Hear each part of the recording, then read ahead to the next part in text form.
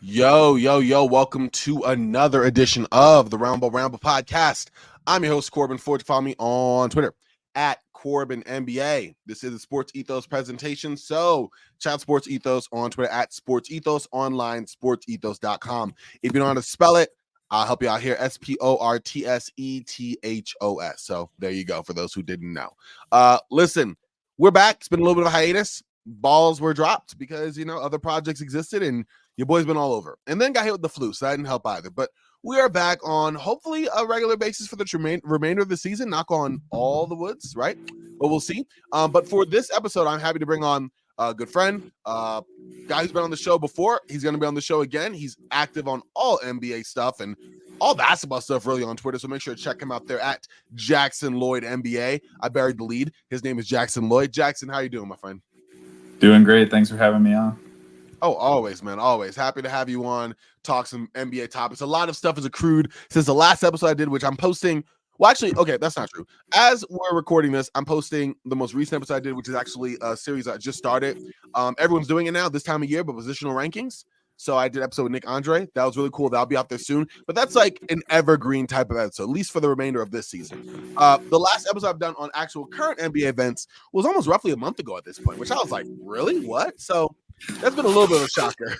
But now there's been a stuff that's accrued. Some stuff's gone by the wayside just because it's no longer timely. Other stuff I think is still, sort of current. So I kind of want to talk to you, though, about one of the more recent things to start off the show that have popped up here over the last couple of days. And that is concerning Michael Porter's brother, Jonte Porter, who has been fake. He plays for the Toronto Raptors, if you didn't know, on a two-way contract. He's a forward for them. But he was pulled last week from the lineup ahead of Monday's game against the Brooklyn Nets. The league released a statement saying they were looking into several situations in which they were betting irregularities related to Porter's prop bets.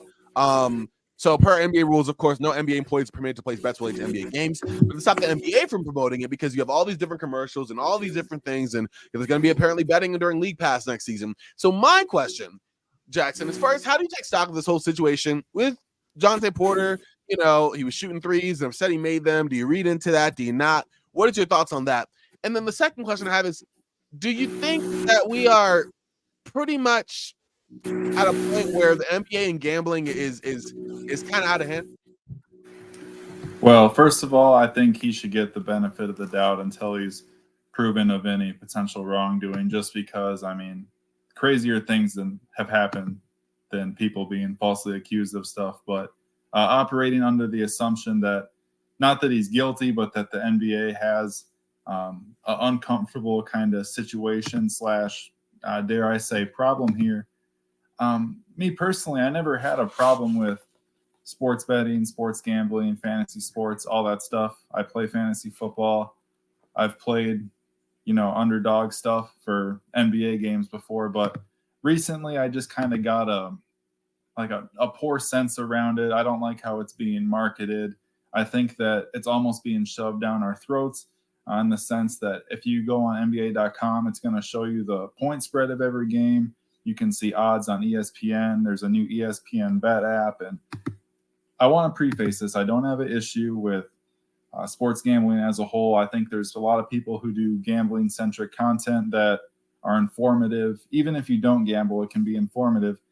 My issue is that I don't want to say exploitive because everyone that plays is an adult, but I do think some of the games kind of lean into like quick thrills, like not gaming, but game adjacent aspects, kind of marketed in a way that I think appeals to younger people, kids, etc. Because it's not difficult to, if you're in a legalized state, or you can play, prize picks, underdog fantasy, whatever. It's not difficult to work around any age restriction and stuff like that. So I think with the NBA, the issue they have is eventually there's going to be a situation or a bigger situation than a Jonte Porter potentially betting his own unders. What happens if it's a referee situation or team personnel situation or multiple players, multiple employees, whatever it may be, being involved in something?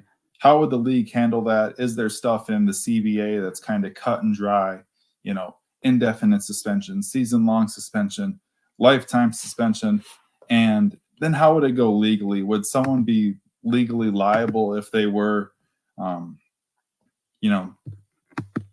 giving up information that, my terminology with legalities and gambling isn't great, so I don't want to misspeak, but hopefully you guys kind of get the point. And I don't know. I think that what's blurry with gambling is it went from kind of a niche thing where people who wanted access to that could find it, could benefit, either have fun or make themselves some money to. Now it's everybody's playing player props. And given that all these companies are in business, most people are not making money.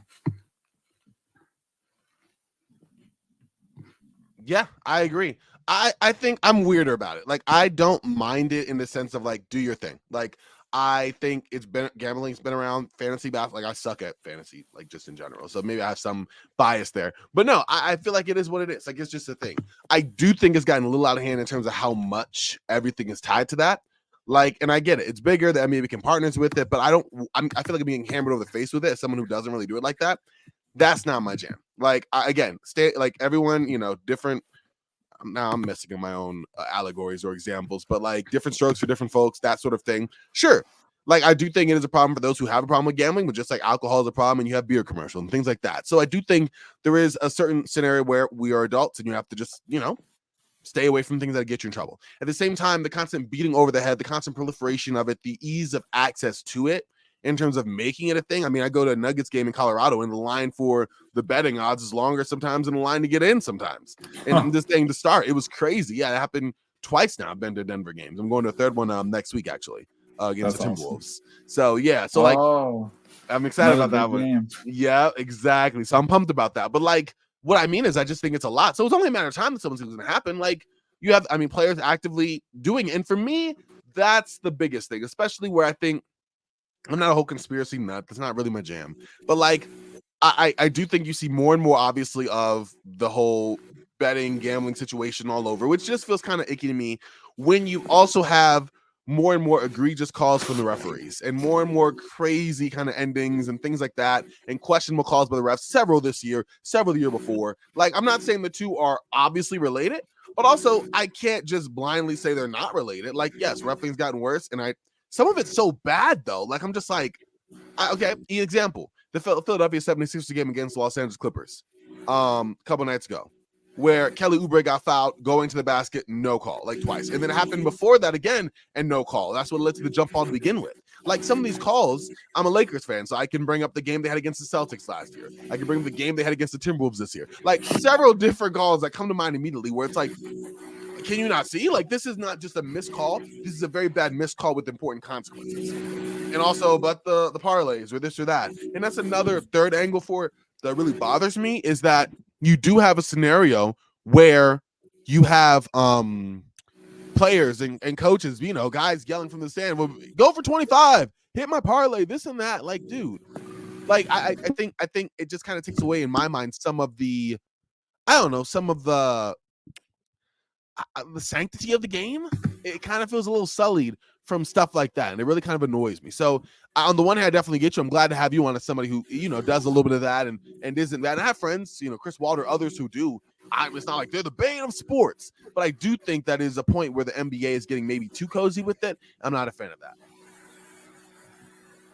Yeah, I definitely agree. And the point you make about the officiating and with social media, people having more camera angles during the game, everything like that, any inconsistency or issues with officiating or ethics, anything like that, just opening yourself up to gambling is going to have people asking questions, and maybe people go overboard with that.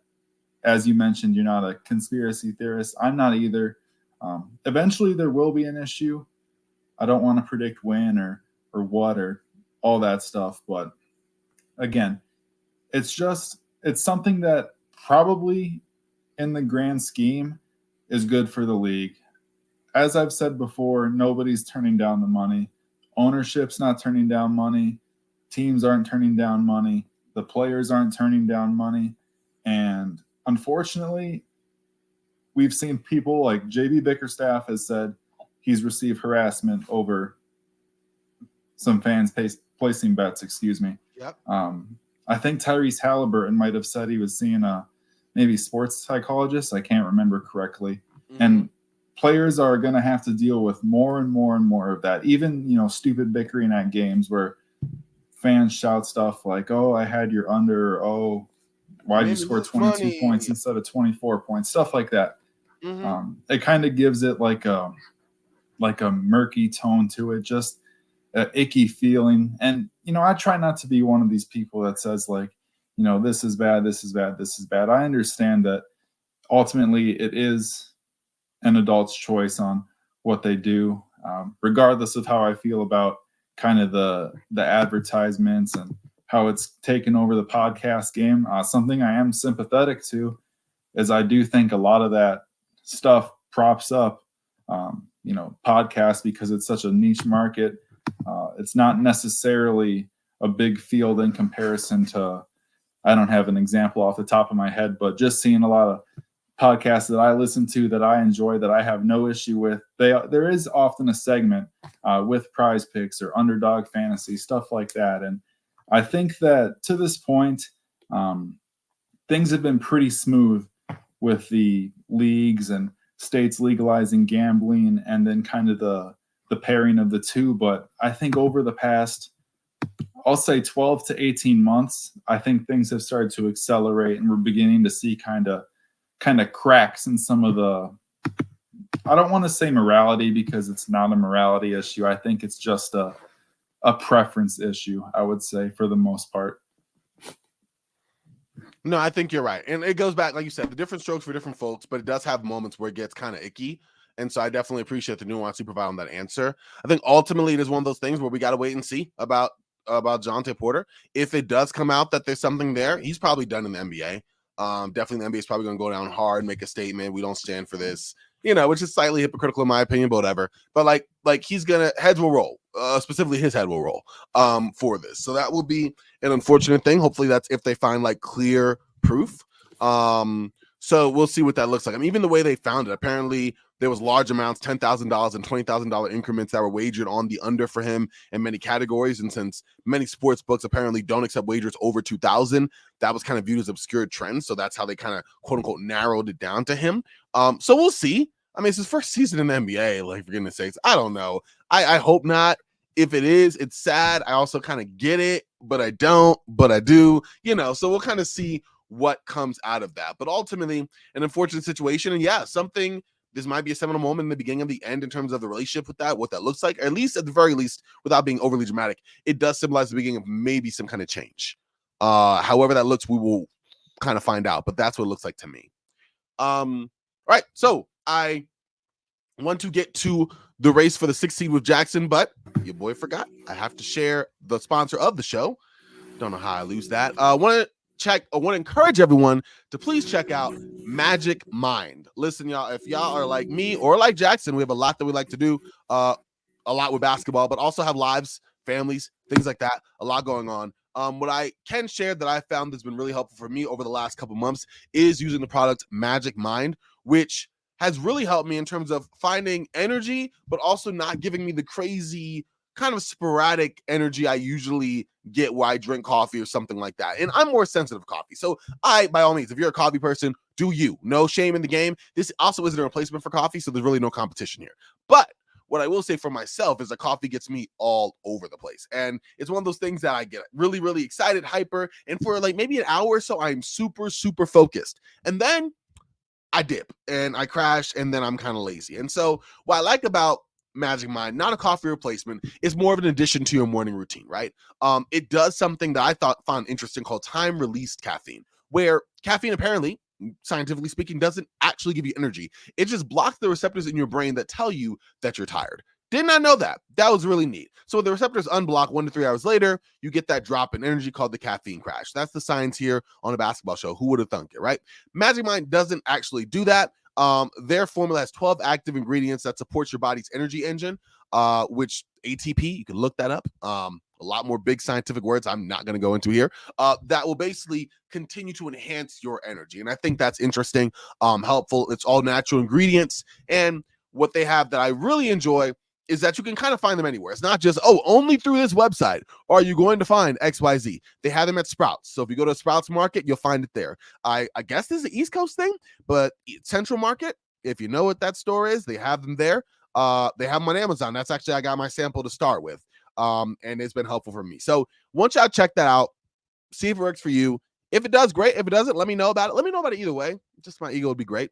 But either way, check that out. It's a limited offer you can use right now that will get you 48% off your first subscription or 20% off your one-time purchase. If you want to just hit it one time and get out, you get 20% off right now with the code DailyNBA20 at checkout. So one more time, 48% off your first subscription. If you want to just sign up for a long time, you take me at my word, which thank y'all so much. If not, want to do the one trial, be okay with that's fine. Get 20% off. All you got to do is put the code DailyNBA20 in at checkout. So check that out, www.magicmind.com/dailynba. All right, speaking of Daily NBA, let's get back to the NBA with Jackson. And we are about to talk about the race for the 6th seed. Right now, Jackson, things have been tight in the NBA in terms of standings. I love it. I think the play-in tournament, which I wasn't a big fan of when it first came out, not gonna lie, just wasn't really feeling it. But I am also a person resistant to change.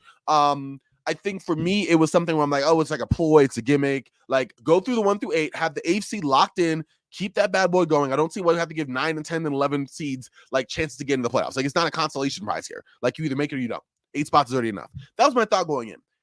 I'm not gonna lie, I still kind of think that, but at the same time, it's definitely made for juicy, more sustained end of season play, where I'm not just checking out like I normally would, from 2020 on, or 2019 on rather. No, 2019, from 2019 and before, where I'd basically go, okay, it doesn't matter, it's over, whatever, right? That's not something that happens here with the play-in tournament. So I do like that. It makes for juicier matchups. And if we look at the 6th seed, which is basically the only safe seed, for those who have been under a rock or didn't remember, play-in tournament, 7th and 8th play each other, 9th and 10th play each other.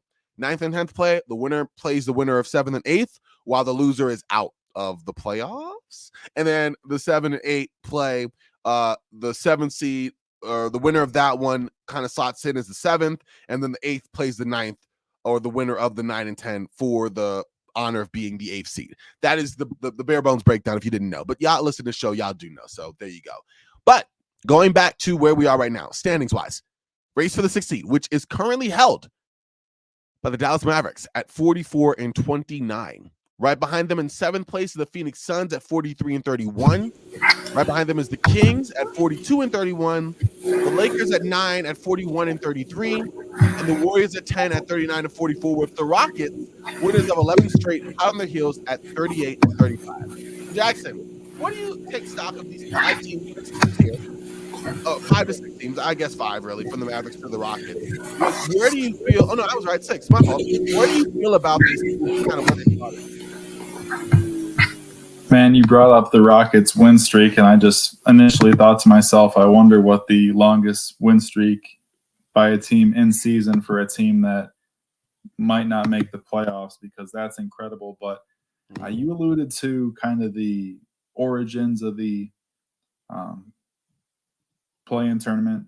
And I remember, or actually I was trying to think what my initial response to it was. I think that when it was brought about in the bubble, I was like, okay, this makes sense when they, only brought, I think it was 22 teams, not the same amount of games, obviously pandemic, weird schedule, etc. I was like, okay, makes sense to try. Let's do it. And then the next season, I was like, that was pretty cool. Let's go with it. And honestly, it's been one of my favorite features about the NBA the past however many seasons. I will say this year, the Eastern Conference is kind of an example of why maybe instituting a cutoff of some sort is a good idea, because personally, now the Brooklyn Nets have fallen off. But up until that point, you have teams like the Pacers, Heat, 76ers, who frankly were playing much, much better than the Hawks and Bulls. But that's an entirely different subject. As for the Western Conference, this is really interesting because for months and months and months, a discussion point in basketball podcasting was the Lakers and Warriors are locked into the 9-10 game. Suddenly, Lakers are healthier. They've added Spencer Dinwiddie. Rui Hachimura is playing more. Gabe Vincent is trending in the right direction. I even believe Jared Vanderbilt is trending in the right direction. They're probably going to stay in that 8-9 range. Maybe they get up to 7.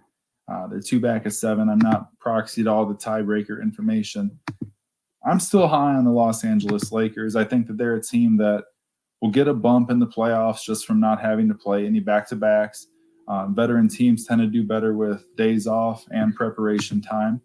As for the Warriors, I'm not a Warriors believer. I think they're a good team. I think they're, if you put out their win total, the 82 games with relative health, they're a 45, 46 win team, something like that. Okay. Nothing spectacular. The Houston Rockets, I thought they were dead. Suddenly they're revived. They lost their best player in Alperen Sengun, and they're playing completely different, more 5x5 switching. They play Amin Thompson at the, power forward now. Fred VanVleet is healthy, and I think that VanVleet is a really kind of, not an indicator for the team, but he's really essential for them just with pull-up shooting, pick and roll. He can play the pocket pass game, stuff like that. Like a barometer. So I don't want to discount the run they're on, how well they're playing. It seems like the mathematical odds are against them, but that April 4th, I believe, game against the Warriors looms large.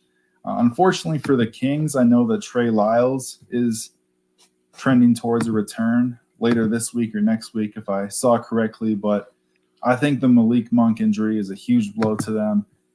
I know that a lot of the discussion goes to Sabonis and De'Aaron Fox and even Keegan Murray, but I think that there are times where he's their third most important player. He closes a lot of games, tremendous chemistry with Sabonis and dribble handoff game, pick and roll, generates a lot of late game offense for them. And for a team that runs as many dribble handoffs as they do, that plays as fast as they do with the starting lineups in, that has, me, big Davion Mitchell fan, not exactly clicking in the NBA. They're very reliant on, kind of their top guards. And then Keon Ellis is obviously factored in, making a difference for them defensively. So, in short, I am not very high on the Sacramento Kings and the Golden State Warriors at this point in time. Houston Rockets are a great story, but again, unfortunately, I'm always going to bet against youth. I'd rather pick more veteran teams, basically. But the Suns, Mavericks, Pelicans kind of trio has been a big discussion in the NBA, especially with how well the Pelicans have played. For discussion's sake, I'm not going to consider them into the play-in mix. Even though they're only 2 games up on Phoenix, I think they're pretty secure with only 8-9 games left, whatever it is for these teams. With the Dallas Mavericks and the Phoenix Suns, I honestly think it's more likely the Mavericks get 5 than drop to 7. So I think that the Suns are pretty securely in the play-in bracket. I've been a vocal supporter of them this season. I've always said they play well with the 3 stars healthy. While I wouldn't have done the Nurkic trade, he's big for their dribble handoff game. He gives them size. He's a good rebounder. Now I think that especially as his ankle's not healthy, we see some of the mobility issues. He's never been a great finisher, stuff like that, etc. But to be frank, the Phoenix Suns have been very disappointing to me. For a team with 3 players that I think of as highly as I do of Devin Booker, Kevin Durant, and Bradley Beal, there's some kind of, late game offense turnover issues. And I think that I don't want to say that's a correctable issue, but that's something I don't want a veteran team, especially a team surrounded by shooting and a big man that has a capable skill set. If he catches, he can make decisions and play with some snap. So I don't know. The thing with the Western Conference is it's all about matchups. I always say that 2 or 3 of these teams that get eliminated in the first round are going to be absolutely devastated, because I don't want to lock in my picks until there's, the matchups are sorted out. But I could easily see a 3 seed losing, or a 4 seed losing in 6 games to the 5 seed, or a 7 seed pushing the 2 seed to 7 games, stuff like that. And I think that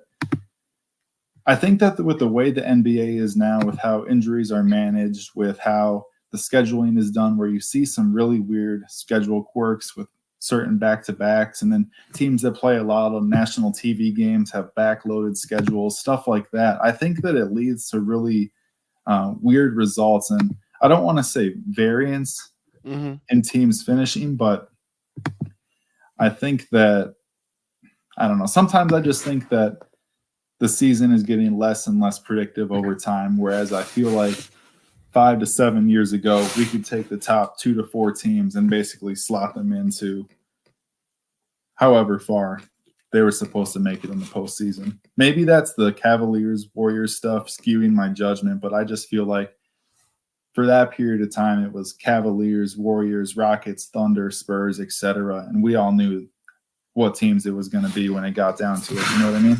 Yeah. No, I think you're right. The days of that kind of are more by the wayside than before, right? And even like you said, like it's different in terms of matchups. Styles make fights. All of that is very valid and very real. And so, like, I'm also with you. I'm not really high on the Kings right now. Not only they've been swooning just in general, but you just lost Malik Monk, basically effectively for the remainder of the season, unless the Kings were to probably make it to the Western Conference Finals, right? 4 to 6 weeks with an MCL sprain. No fun. Kevin Huerter, torn labrum, out for the season, right? So those are shooting guards right there, right? One was 6th man of the year candidate. The other, he was in and out the doghouse, but he was your starting shooting guard, right? Keanu Ellis has stepped up great, but you've had Trey Lyles out and other guys out here and there due to injury. And so you don't have a fully healthy Kings team. And when they were fully healthy, they were a good but not great team. So that's the issue, right? With the Suns, I mean, they're safe. I'm not high on them. I just feel like their big three, when they played together, has been good. When they haven't been battling injuries or out due to injuries. And when they have all played together, they've been good, but not like world-destroying great. Like, if you're going to compare them to like another big three that didn't have a lot of time, they're nowhere near the Kevin Durant, James Harden, Kyrie Irving Brooklyn Nets. Like, when they were together, they took care of business. With the Suns, when they're all together, they have a really good chance to win. With the Nets, when they're all together, it didn't seem fair. You know what I mean? Like, it was just a weird way, the difference in the big three. Some of that is themselves. Like, you had a lot more balance between Kyrie, KD, and James Harden than you do between Bradley Beal, Devin Booker, and Kevin Durant. You had a clear point guard. You had a clear shooting guard. You had a off-ball wing, right? It was funny. Harden played point guard. Kyrie was more shooting guard. And then, of course, KD played the 3. And now KD's the 4.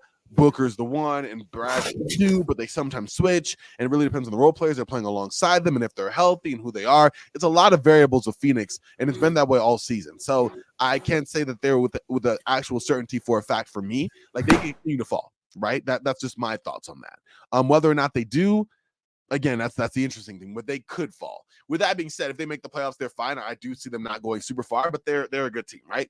The Lakers, love the Lakers. I'm a Laker fan. Like, here we are. I've owned that. But at the same time, like, they've won a good bit of the games. They're 7-3 in their last 10, and they're still in 9th, right? The Lakers are a team that could beat a team in any given night, with the exception of apparently the Nuggets, or before the injuries, the Kings. And we know that they could lose on any given night. They lost a very sluggish game to the Indiana Pacers that they could have won. So it really depends for them. But I got to say, with the Kings being as they are, I no longer have any concerns for them as a Lakers guy. I think Lakers can take care of anyone above them in any 7-game matchup. And I want to say take care of, I don't say it'll be easy, but I think they can win any 7-game matchup with any of the teams above them, with the exception of the Denver Nuggets, who have just had their number. And also, like, when LeBron says they have our number, yeah, they just got you. There's all the wrong matchups for them. But they've beaten the Timberwolves before, or they have tough game against them. They've beaten the Thunder several times. Like, they played the Clippers and beaten them twice. They've beaten the Pelicans. They've beaten the Mavs. They've beaten the Suns twice this season. Almost 3 times, if I remember. Like, every other team, the Warriors, they have the Warriors number over, or more or less, the last couple seasons. So I feel really solid about them. The Warriors, I don't know. Seeing Draymond going crazy, Steph kind of being in slumps, Klay Thompson with his uneven season. There's been a lot of noise in Golden State, very few of it good. And they're a team that can do well or shoot themselves in the foot, thanks to an ill-timed Draymond play, more than likely. But, like, they're a team that just kind of goes in and out for me. And then lastly, the Rockets, they're solid. I like them. I'm glad they're winning these games. They've had a pretty easier schedule, if you really think about it, compared to some of the other teams. But they've really done well. Credit to Jalen Green for putting on an absolute heater. Easily the player of the month for March, in my opinion, for the West. You've had the defense step up, like you said. Fred VanVleet's a real barometer for this team, and they've done a really good job since they've moved to Jabari Smith Jr. full-time at the 5 in the absence of Alperen Sengun. But we'll see what that looks like as they narrow it down. And also, it's a numbers game. And have the Rockets run out of time? Only time will tell. They have a big matchup with the Warriors on April 4th. I'm sure we'll all be watching that pretty intently. But yeah, that's gonna be fun. I definitely am torn on it. But real quick, Jackson, let me get who's your 7th and 8th, your prediction as it stands right now. This isn't hold you to the wall. Okay, so I have not looked at all the tiebreaker stuff, but I'll just predict 4 through 10 just because they're so close, and I'll challenge myself. So I'll say that it'll be Clippers 4, Mavericks 5, Pelicans 6, Suns 7, Lakers 8, Kings 9, Warriors 10, unfortunately. That's okay. And where are the Lakers? What was your prediction, Corbin, at least for 6 through 10 or whatever? Yeah, so I'm gonna say the Mavericks hold out at 6, Suns at 7, Lakers at 8. We're gonna do this is tough, but I'm gonna do the Kings at 9. So I'm gonna say ultimately my final 3 teams, the teams that are gonna like ultimately make it out, at least right now, as they go into the playoffs. There we go. As they go into the play-in tournament, I'm gonna have Mavericks holding firm at 6. I don't know if they sneak past the Pelicans, but they could. But Mavericks holding firm at 6, Suns 7, Lakers 8, and I'll probably have the Kings at 9. And I'll keep the Warriors in 10th. I think there's just too much of a gap for the Warriors to make up there. It would be an awesome story if, after years of the Warriors drilling the Rockets, if the younger renditions of the rebuilded Houston Rockets could beat out the sunken and older version of the Warriors. Not that it makes up for all the titles the Warriors won and the playoff eliminations they sent the Rockets, but that would just be poetic in a way. But you got me looking at the Sacramento Kings schedule because on one hand, I agree with you. They've just been good this whole year. I think that they're kind of a team where people are either, how can you not love how they play with the pace and all the dribble handoffs? And Sabonis is just a total machine with how well he rebounds. And he's one of the more unique kind of dribble handoff, screening, dribble pitch guys in the league. But then there's a section of people who just, I don't want to say despise the team, but have no belief in them. And I'm kind of in the middle. They're a solid team. They're a good team. My worry with them is they've now had 3 or 4 rotational injuries, and they're going to be leaning a lot on Sabonis, leaning a lot on De'Aaron Fox, and then even guys like Harrison Barnes, who were starting this season for them, but kind of more tame, lowered roles from previous seasons. Now you're going to be asking more and more of those guys. And if you just go player for player, this is not a great way to do things, but just kind of project out their rotation, compare it to the other teams. And I don't want to say, look at trends necessarily, but it's really hard to kind of find yourself as a team when you stumble a bit, the back-to-back losses to the Mavericks, and then regain your footing while you're battling injuries. Like they got the Utah Jazz on deck, but then it's Clippers, at Knicks, at Celtics, at Nets, which in theory is an easy game. But again, a good road team goes 500 on the road. At Thunder versus Pelicans versus Suns, and then they get a free win against the Blazers. So I had difficulty parsing 8 and 9 with the Kings and the Lakers. Lakers are 2 back in the loss column, 1 back in the win column. And lately the Lakers, I think that they've gotten back to playing Hachimura a ton. Obviously, Russell and Reeves are playing tremendous basketball. I think Dinwiddie's defending well for them when he factors into their guard rotation. They're doing lots of good screen-to-screener stuff. I think that I would say over the past 6 weeks or so, we're seeing more of a synergistic play with their starters because I've always looked at their team and said, they have 5, 6, 7 starting caliber players, but a lot of their key lineups, we weren't seeing the, kind of the just the performance of like that would match the talent on the roster. And people always say this with old, star teams, that they're going to be so good and they're going to, fit together, and it doesn't quite work out. But I just think that, again, you're getting with the screen-to-screener stuff, you're capitalizing on having guys like Austin Reeves who can set the rip screen, then hit movement threes. You have Davis who can roll to the rim. You can use LeBron James in a variety of these actions, kind of as the screener, the initiator, or the dive player even. And versatility. I've turned this into a long-winded rant, but it's fine. In short, I love how the Lakers are, or I like how the Lakers are playing. I think that they'll benefit from rest days in the playoffs. Everybody knows the type of player LeBron James is. I would even say you got guys like D'Angelo Russell, Anthony Davis. I think that their basketball IQs are shortchanged. I think that some of the discourse with Davis is that he's soft, which I never got that perception, especially the past 2 years. He's played almost every game. And if you look at him stylistically, he's such a relentless player on the offensive glass. He rolls hard all the time. I shouldn't say all the time. Sometimes he kind of sits down and pick and pop. But and then defensively, you can ask him to hedge. You can ask him to drop. You can ask him to switch. I would say that in terms of kind of sheer tax on the body, he's up there with anyone in the league. And I don't know, D'Angelo Russell, I remember a few years ago, a lot of people thought that he was Brandon Roy or James Harden. And I was like, I don't know, he's, not quite that type of athlete, even though those guys aren't regarded as athletes necessarily. They had kind of that quick twitch with their handle and whatnot. But Russell has kind of become a player that, in my opinion, became cool to hate. I think that people looked at the flaws too much.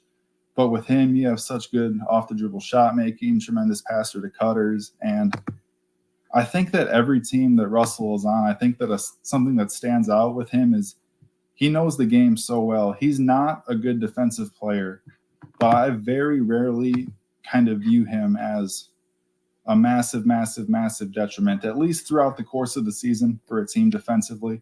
Just watching him a ton with the Timberwolves over the past couple seasons. A big issue on Timberwolves Twitter was his play or his turnovers, and I never quite agreed with that sentiment. No, I think you're right. I think some of it, I mean, I'm not gonna lie, with AD, I thought he was definitely injury prone, right?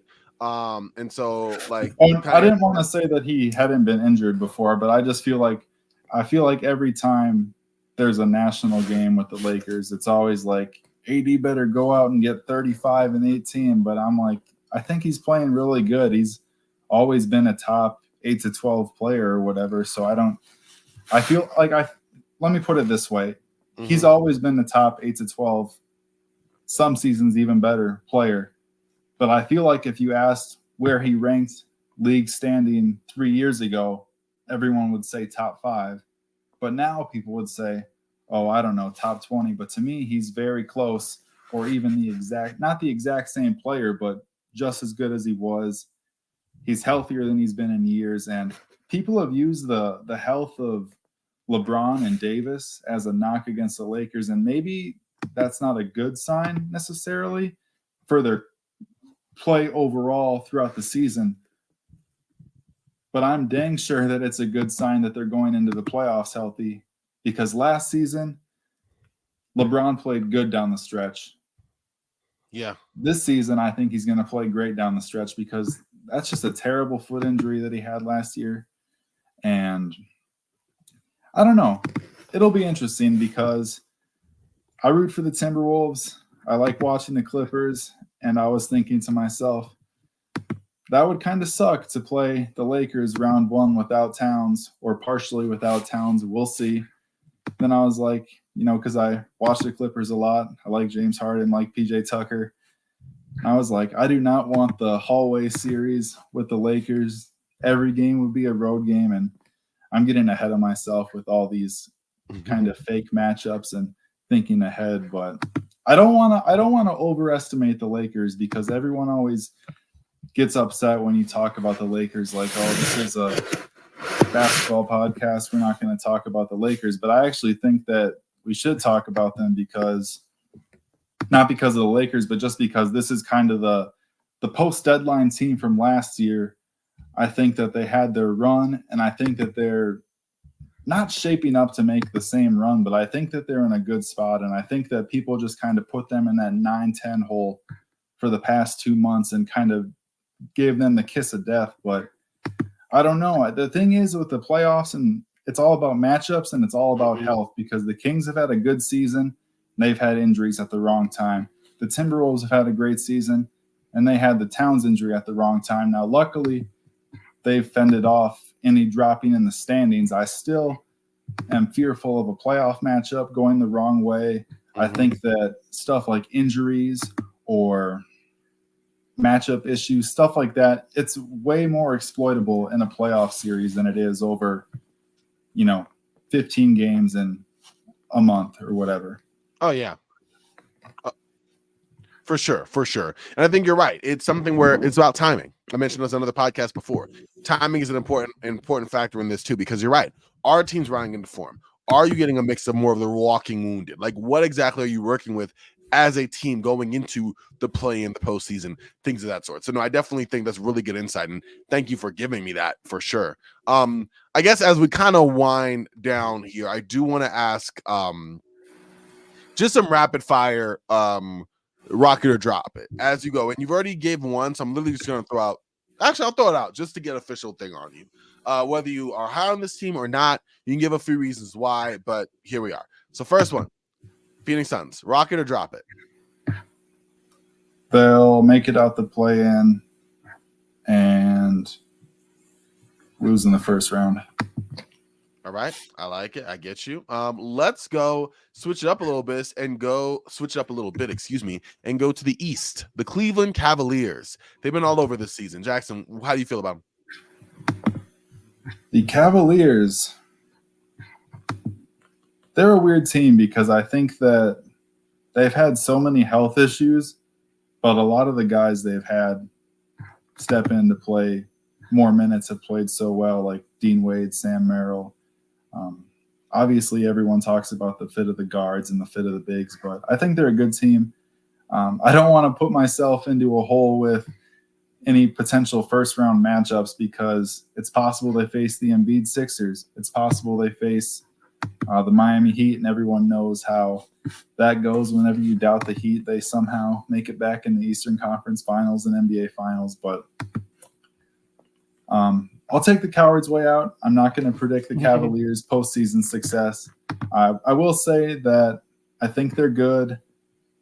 I just think that them, the Knicks, and the 76ers are kind of the three Eastern Conference teams that are proven, but have some very questionable kind of health things. I know that Mitchell had the knee thing, and then he had the nose thing, and he's kind of getting back in the swing of things, but to answer your question, I'll say rock. I think that they're in a fairly good spot for the first round. I'm with it. I like it. I think, I gave you a tough one there. And that team, they've been interesting all year. So I don't fault you at all for having to think about that for a second. The last one is my own team, the Los Angeles Lakers. What are your final thoughts on them, guys? I think... Yeah, I'll go with it. I think the Lakers will make it out of the play-in, and I think the Nuggets would probably handle them again, to be honest.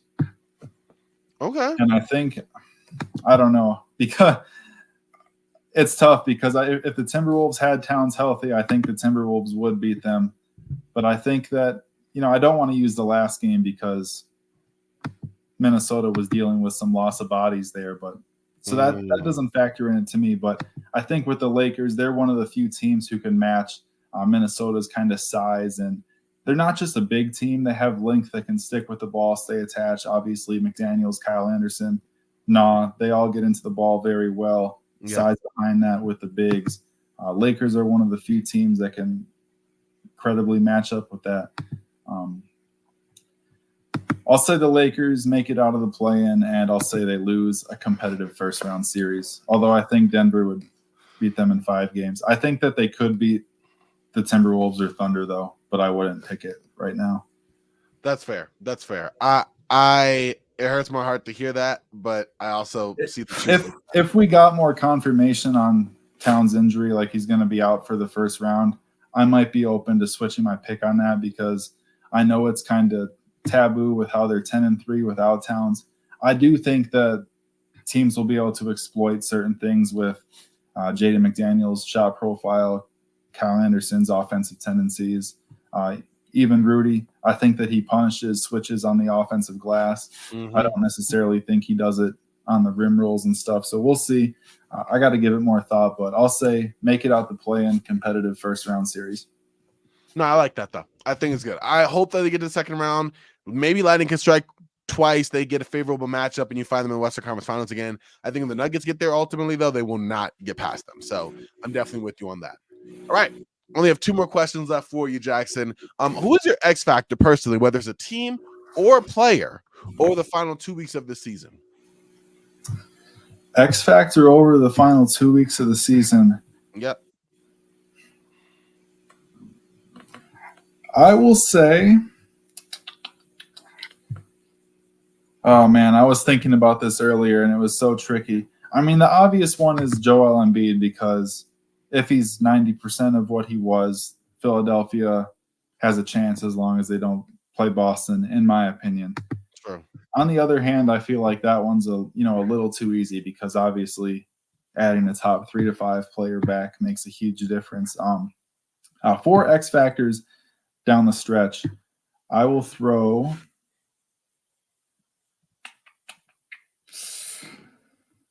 oh man, that is tough. That is tough.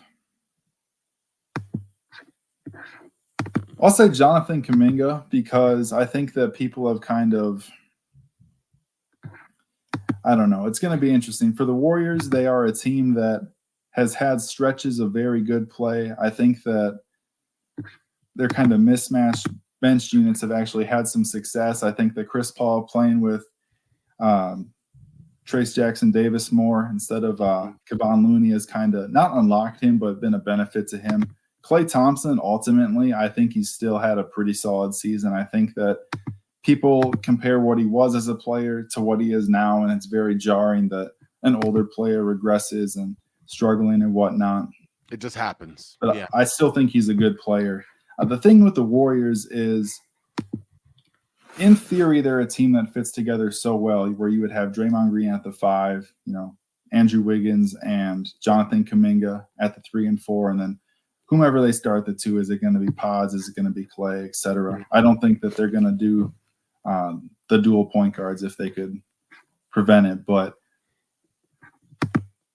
I think that they're kind of just at not a crossroads, so to speak, but I think that they have young players who, in a different circumstance, could have more kind of a more tilted developmental context where they're not racing against the clock with the play-in. And you could kind of get more organic growth that way. I think that Kuminga emerged this season. I think that he emerged despite of his circumstance. People viewed him as kind of a slow burn developmentally, but I think that this is something that was multiple years in the making. I am biased because I was a big fan of him coming into the NBA. But the reason he's an X factor for me is because just given the age of the veteran players, how Kevon Looney's playing less, how Draymond Green, for some reason, has become a total wild card when he deems the game is below him. Mm-hmm. I could see Jonathan Kuminga playing 40 minutes in a playoff game, and I could see Jonathan Kuminga having a shaky play-in game. I really don't know, and I think that I would bet on Kuminga playing well. But just for Golden State to have any kind of semblance of a run, it's going to be guys like Kuminga, Andrew Wiggins rounding into form, who I do think has sneakily played better over recent weeks, months, whatever. But there's just always been not something missing from Kuminga, but just as Golden State team, you always feel like they're on the cusp of going 14-6 over a 20-game stretch. And then you see and they look and they lost to who, or they have so many mind-numbing garbage time turnovers. When teams that I root for, so for example, the Timberwolves, they've played some competitive games against the Warriors this season. I love when the game gets into crunch time against them because they're not making good decisions. They run a lot of split action. They play with pace. Obviously, if they play ball screen, Steph's going to get trapped or hedged a lot. Sometimes there's some shaky kind of, I don't want to say decision making, but execution out of that with some sloppiness. And I just think that they're a team that's going to give you a chance to beat them. And as you're aging, as you're getting older and older and the physical skills diminish, you tend to see players get better at that. And they have shared experience. They've won multiple championships together, tons of Hall of Famers. But I think that they're a team that, with their distinct style, with the volume of passing and player movement they have, there just has not quite been the necessary level of execution, even from some of their more veteran players. Yeah. Do you think it's a lack of urgency? Do you think it's just a lack of continuity? What do you attribute that to? I don't want to say lack of urgency. Like I said, I think Draymond Green, because they're great a veteran player. team, right? I would say that he's underrated. I also think that he scoffs at a play-in race, and like I saw the other day, he made some comments about Terry Eason, who's dealing with injury right now, and he's made comments like, "We're not worried about the Rockets," and you never read into that with a player because you just want to focus on yourself, on your own team. But it's almost, I get the sense that he's viewed kind of this season and some of the low points of the Warriors this year as an insult, that it's like beneath him. And I don't think that mindset seeps into the team. But I also look at them and how do I say this? They always played such a frantic, chaotic, breakneck style, game warping, just with their split actions, their cutting. All of their star players were so unselfish. And then, they had a top, 10 player of all time in Stephen Curry. Then they added another top 10 to 15 player all time in Kevin Durant. And Andre Iguodala, he's an all-star, but he's coming off the bench. He's accepting that role. They have guys like Andrew Bogut, Harrison Barnes. They've always had talented players who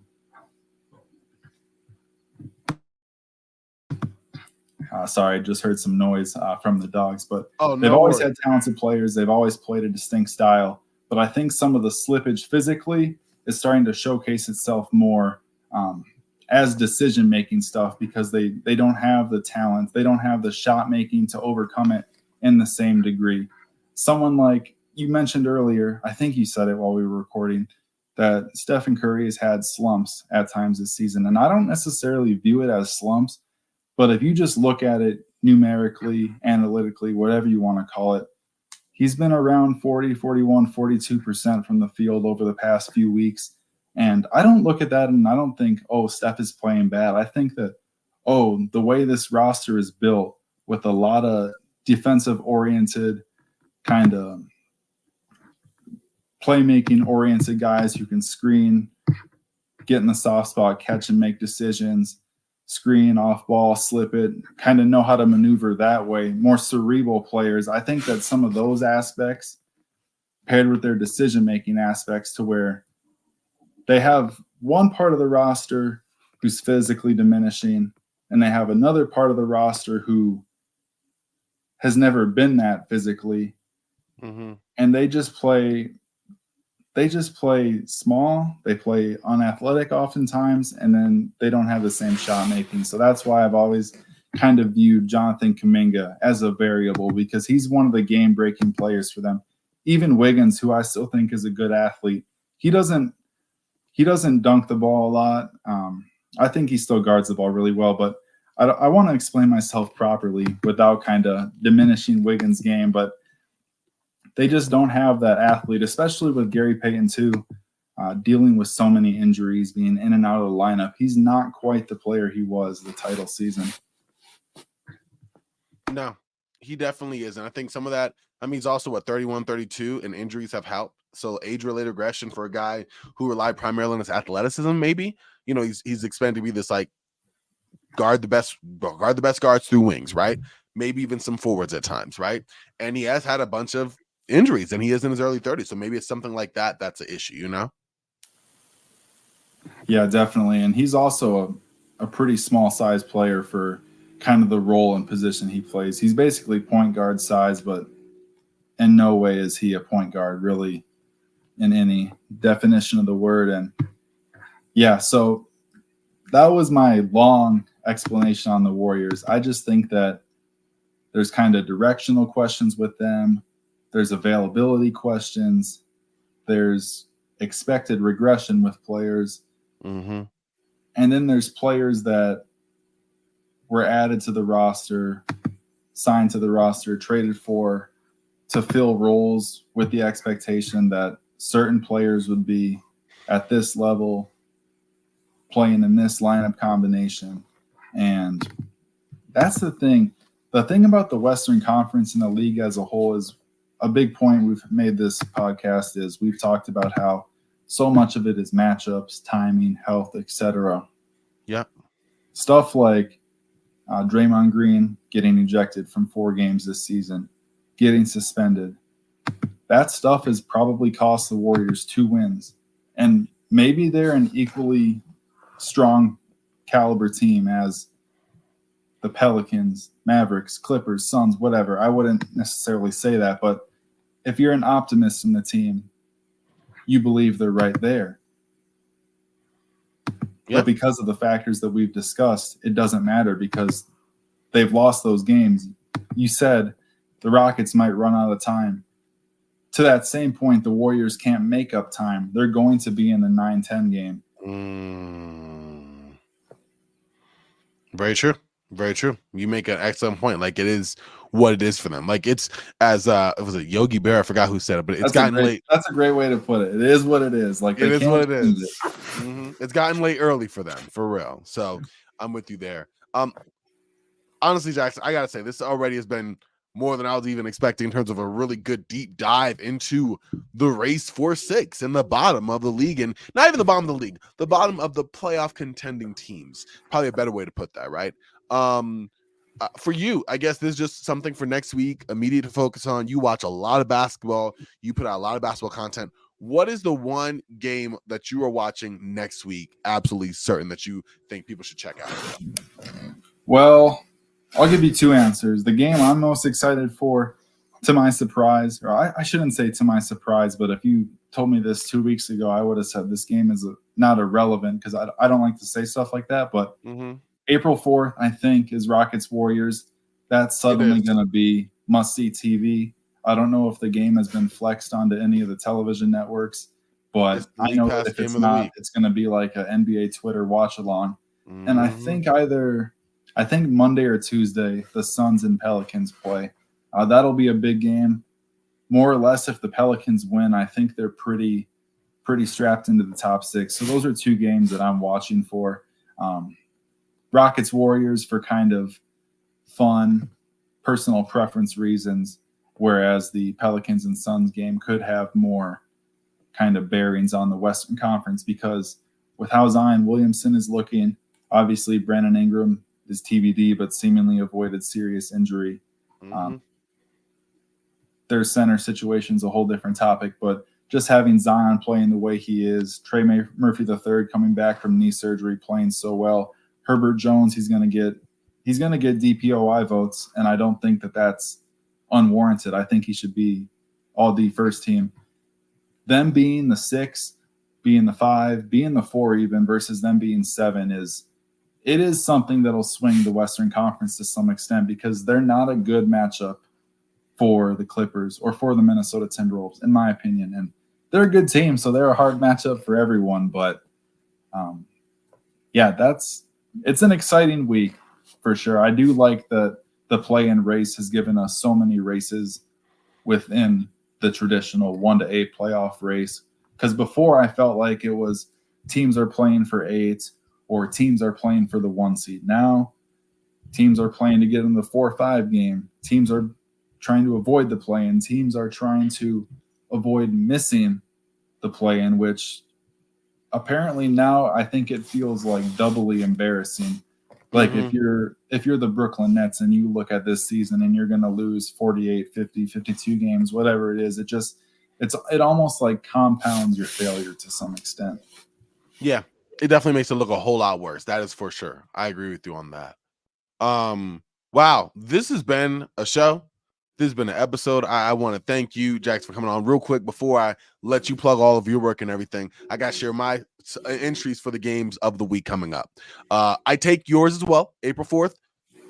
Rockets and Warriors, that's going to be a game to watch for sure. Also, you did mention it, but I'm going to reiterate, like you said, Suns and Pelicans Monday, April 1st. April Fool's Day, a fun one. April 2nd has a couple of good ones. Mavericks and Warriors will clash. I think that'll be one to watch for sure. And the Clippers and Kings will do battle. And obviously the Kings have a real investment. And so do the Clippers, considering where they are in the standings. So that's going to be a really, really, really fun game to watch.